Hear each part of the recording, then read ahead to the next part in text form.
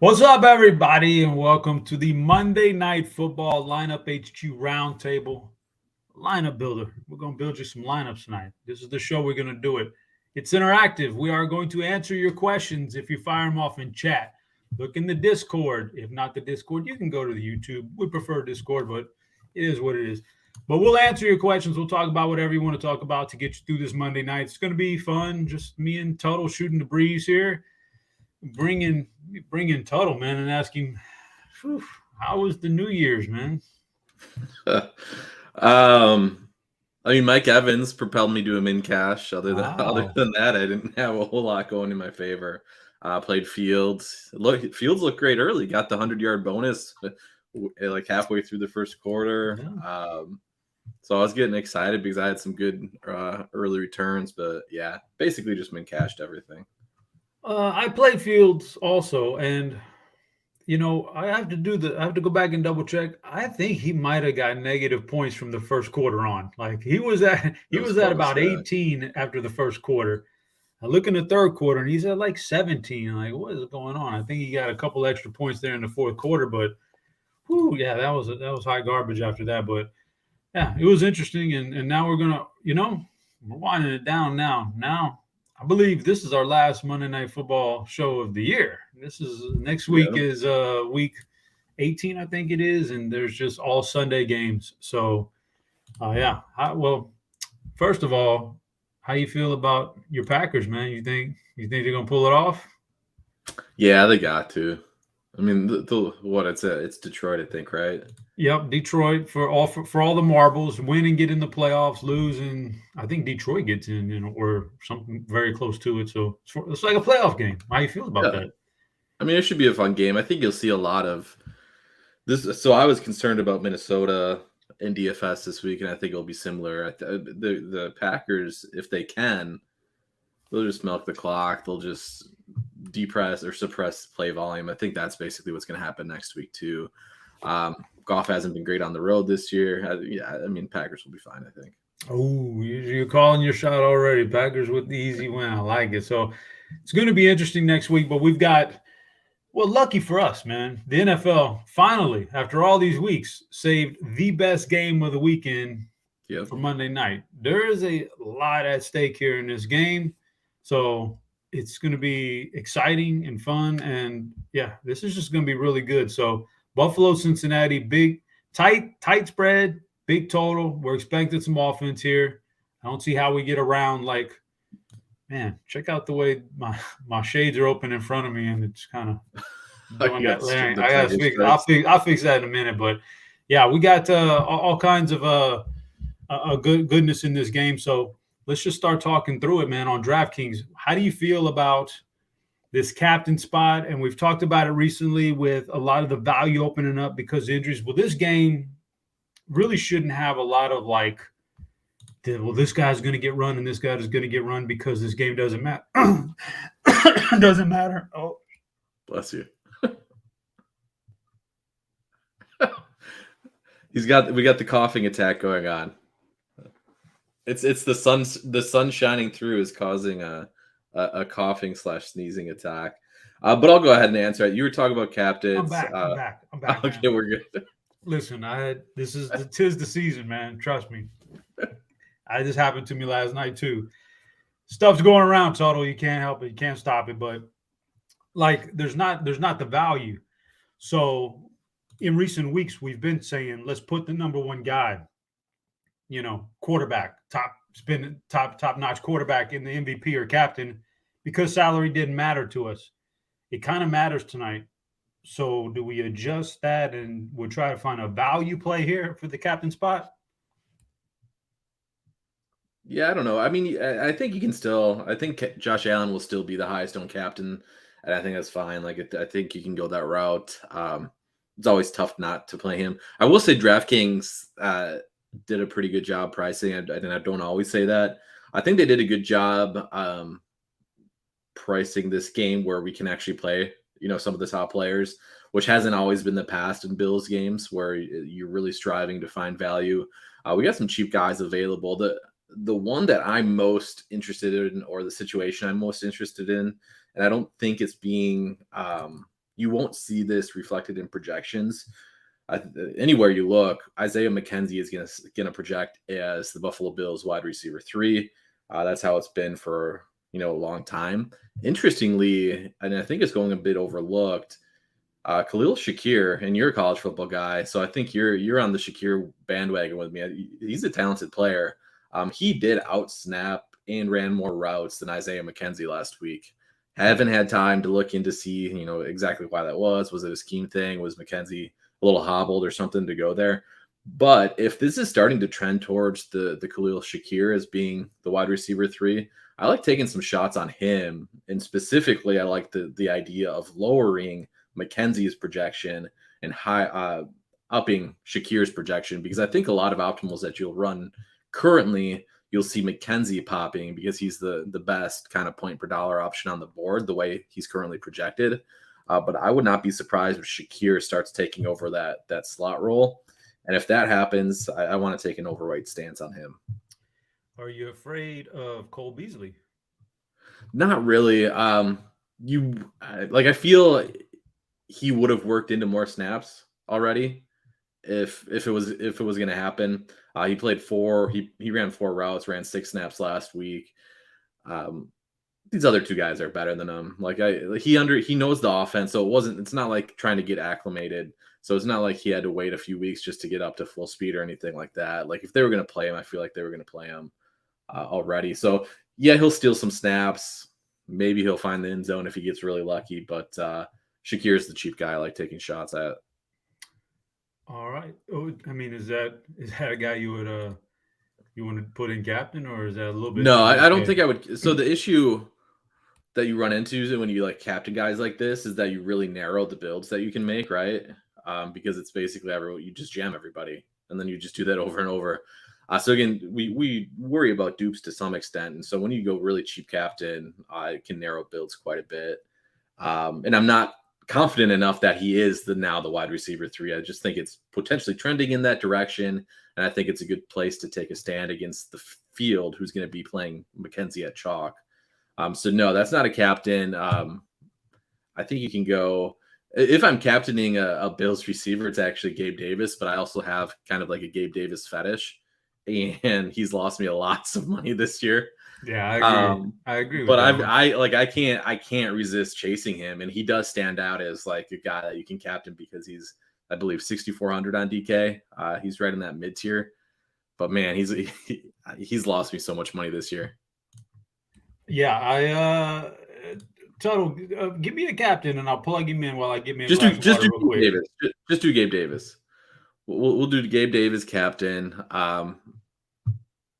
Yeah, Kirkwood doesn't like my fetish of Gabe Davis, but it's true. All right, you said who are we doing?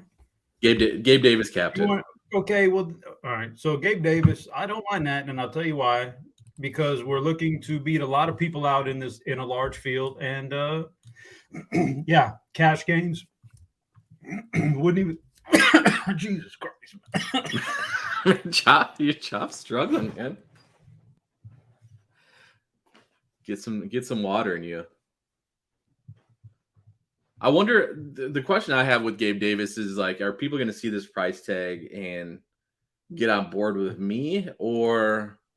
Tuttle, I think I got it. I think I got the stuff. He cleared the pipes.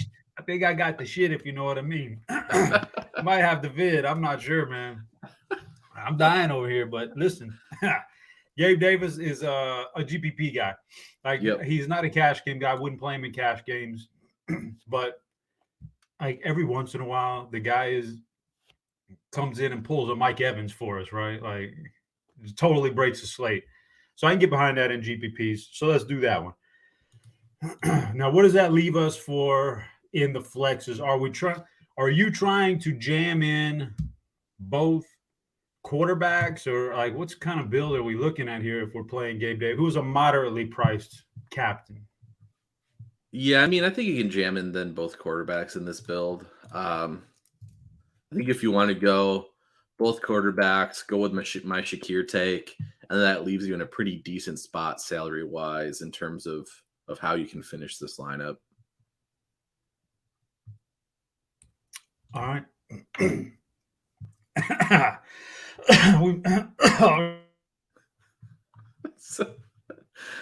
So, I mean, if we start with Hey, I'm not Gabe gonna make Davis. it through this show, Devin. I'm just gonna tell you right now, this ain't gonna happen, brother. I got it, man. I got it. Woo! I'm gonna take. Okay, I'll try to solo here if we got any questions that help me out. Try to make it through the show. Hopefully Chop recovers. Hopefully Chop will be all I'm right. back. I'm feeling like $1,000,000 now. I'm on it now. All right, I feel better now. Not really, but we'll get through it. All right, I'm gonna jam in both quarterbacks in. Yeah, I'm jamming telling you, both man. quarterbacks. If you You need to take know, a break, I can try to you know what it solo is, it. Tuttle. You know what it is. It's the allergies in San Antonio.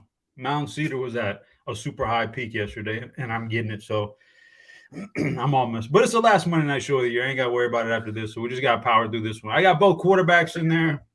About 6K left per spot. What's our next trip? So both quarterbacks. Let's go Jamar Chase is the top pass catching option. Tyler Boyd is finally back. He was about to lose his job to Trenton Irwin or something. I guess he played last week. Didn't Irwin still like randomly put out last week? He had he had 2 touchdowns last week. So no, we're not going to be chasing Trenton Irwin, but yeah, let's throw Jamar Chase in here, and then we're still. I mean, like I was saying, yeah. I mean, we're still good with salary, so we can finish this pretty much however you want, man. All right, let's take a look at some cheaper options. I mean, is there anybody like $200 this week or some crazy salary that you go with? That's it. Not 200. Shakir is the 800, and he's my pretty much by far. I've already explained. He's my favorite cheap option. But in this specific build, that does put us in kind of a weird salary spot. Because if you play Shakir, then I mean you're leaving lots of salary on the table to finish this lineup, which isn't terrible, but in this lineup, I don't think it warrants a Khalil Shakir play. I don't mind that because look, you can get your kickers in there. James Cook's in there. I mean, I don't mind that option. How would you finish this off if this is the way we went? I mean, I think you could go if we just want to throw a kicker in to get a baseline. McPherson is the cheapest kicker. It leaves us around 3,600. You could finish it with Hurst. So Beasley being priced as high is just egregious, and I say that now he's gonna randomly have a bigger role. But yeah, I think if you throw a kicker here, it puts us in a spot where you could play Hayden Hurst, or you could just keep a lot of salary on the table and play some of these cheaper options. All right, yeah, I will go McPherson, but I wouldn't mind the Khalil Shakir Buffalo double stack and finish it off with whatever, you know. Yeah, James see, I Cook think or something like that. if we went that route, I would just change the lineup around a little bit. I'd probably go Allen Captain, get the double pass catchers in there. Yeah, something like that. That's the crux of how we're playing that one out. So let's go to FanDuel now. Before something happens to me here on the show, and we get some on-air magic here. So it's totally different. We don't have to worry about the price of it. So who's your favorite MVP? It's tough to get away from Josh Allen here. What do we have? I mean, it's Allen, Burrow, and then a massive drop off. Again, I like the contrarian options on FanDuel are always wide receiver ones and MVP. So if you want to get a little weird, you can do that. You can throw Jamar Chase or you can throw Stephon Diggs in there. But the reality is it's going to be hard to outscore one of the top 2 QBs here in the spot. All right, so we got Allen. Have you played around with it enough to feel like maybe a double quarterback here on FanDuel, or you just want to go with I mean, what's your 4-2-5-1? How do we get different here and still like maintain some semblance of optimality, if that's a real word, optimization? Yeah, if you go double quarterback, I think it's okay. You're looking at tight ends as more options. So Hurst, Dawson Knox. The kickers are actually, interestingly enough, on FanDuel, I don't believe the kickers usually go this cheap. We're usually like in the 9 to 10K range on kickers. We're down to 8K on McPherson. So there are enough salary options that you can use to kind of create some space where I think double QB is fine. And honestly, like this is really cheap for Stephon Diggs too. I think you can reasonably play Diggs with Allen. MVP, and Burrow. Oh, yeah, 7K. All we got to do is find one guy. One guy. Yeah, and again, this is probably where I would go. Ooh, you get your boy down there. He's talking to us. Yeah, Shakir at 6K. Let's plug him in and see what happens. 8K, one spot. Hey, that's money because you can come back with a Cincy pass catcher now if you wanted to. You got Hurst there if you want. Yeah. Or if you felt like, I don't know if it's a little bit risque, but you got to if you think a Mixon doesn't do as well tonight, and maybe you get that random P. Ryan screen pass for a 34-yard touchdown. He's right there that you could play. There's options right there. So the way we've got it shaped up right now, let's say you round it out with Hurst, which would make sense. It feels, I don't know, kind of chalky, like leaving 500 on the table, yeah. Allen and MVP. What do we take out to get different here? Yeah, I think you would just go more balanced, so you'd probably get off Burrow. Off Burrow. Oh, okay. Yeah, I think you get off double QB and just make it more balanced. I will say, in general, this isn't just FanDuel specific. On a slate like this, man, Joe Mixon's going to be too low owned, I think, probably. He's returned to more of a split backfield. Honestly, Samaje Perine has earned it. But there's also, again, we're kind of playing for outlier situations, right? So the common thought, and I think the probably correct thought, is that this continues to be a split backfield between Joe Mixon and Samaje Perine. But hey, what if they were just ramping Mixon back up for this game, for the playoffs? What if they were kind of getting him right, making sure he's got his legs under him, and now we're back to some sort of like 80-20 split between the two? I think that's within the range of outcomes, and if that is in the range of outcomes and Joe Mixon is pretty low owned, I think you probably want to take a heavy stance on him. So Mixon isn't a guy that pops into my head like initially as a guy that I want to play because of his workload recently, but I do think he's one of the best tournament options of the slate. I agree for a lot of the reasons you said, and then you factor in like how many times do you see? I talked about the random P. Ryan screen pass for a touchdown that happens every 6 or 7 weeks. Every 5-6 weeks, you'll get the Joe Mixon falling into the end zone 3 times game, and Joe Burrow's left holding nothing, holding the bag, and Mixon is your so yeah, I like that one. If we did something like this, 4,500 right now because we got Hurst in there, take out Hurst and upgrade, or you feel comfortable leaving it like that. Let me see what you got. Yeah, I'd take out Hurst and upgrade. This with T. Higgins will be duped, but it is what that would be by far the best way to finish this lineup. Or like if you don't, T. Higgins is definitely the more optimal way. Or you could plug in Tyler Boyd. You just never know. It could be a Boyd game slightly over Higgins. All he has to do is outscore him by 1 point, and all of a sudden you've beat all those dupes out. Doesn't feel great because most of the time he's not going to beat T. Higgins, but that's the GPP way, is something like that. On FanDuel, take an optimal lineup, not optimal, literally in the blitz, or just take an optimal type of lineup. Look at the 5 players at the end and take one out and plug in another guy that can reasonably find a way to outscore him, while leaving money on, like in this case. And so that's how you kind of get different on FanDuel. That's all there is to FanDuel. It's not FanDuel's different than DraftKings, man. The dupes are out there on FanDuel. So I don't know, Tuttle, how's that look to you?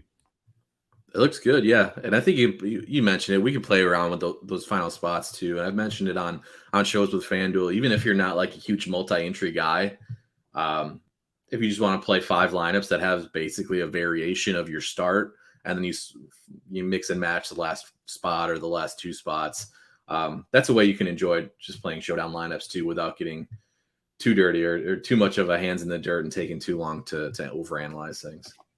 Yeah, guys, Man, I think that's going to wrap it up for us. I think if I went any longer, I don't know if I'd make it, guys. But we appreciate you tuning in. We literally powered through 20 minutes there. That was the worst show of the year, but we did it, and now it's all over. I can take a nice long break now until the playoffs start. So we appreciate you tuning in. Good luck in all those GPPs one last time for Monday Night Football. For Mr. Tuttle, I was your host, Chop. Go build some lineups because we're out of here.